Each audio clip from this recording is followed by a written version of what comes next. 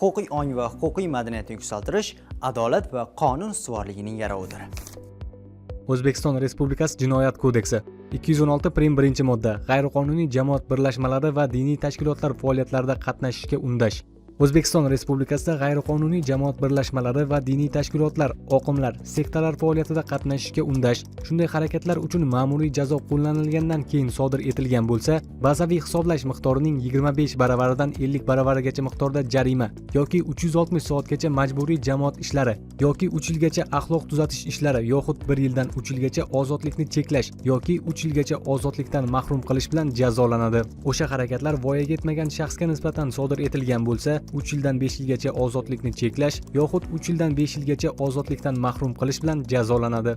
O'zbekiston Respublikasi Jinoyat kodeksining 216 prim 1-moddasiga ko'ra, O'zbekiston Respublikasida g'ayriqonuniy jamoat birlashmalari va diniy tashkilotlar, oqimlar, sektalar faoliyatida qatnashishga undash, shunday harakatlar uchun ma'muriy jazo qo'llanilgandan keyin sodir etilgan bo'lsa, bazaviy hisoblash miqdorini 25 baravardan 50 baravargacha miqdorda jarima yoki 360 soatgacha majburiy jamoat ishlari yoki 3 yilgacha axloq tuzatish ishlari yoxud 1 yildan 3 yilgacha ozodlikni cheklash yoki 3 yilgacha ozodlikdan mahrum qilish bilan jazolanadi. Ogoh bo'ling. O'zbekiston Respublikasida diniy tashkilotlar ro'yxatdan o'tkazish adliya organlari tomonidan amalga oshiriladi.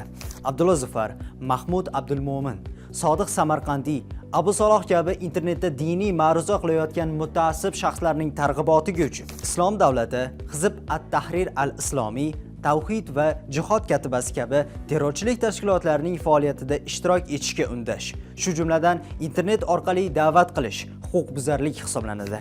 Shuningdek, xonadon yurib yoki buklet, jurnal tarqatish orqali muayyan diniy tashkilot yoki sektalarning faoliyatida ishtirok etishga targ'ib qilish amaldagi qonunchilikka zid sanaladi. Tafakkur qiling.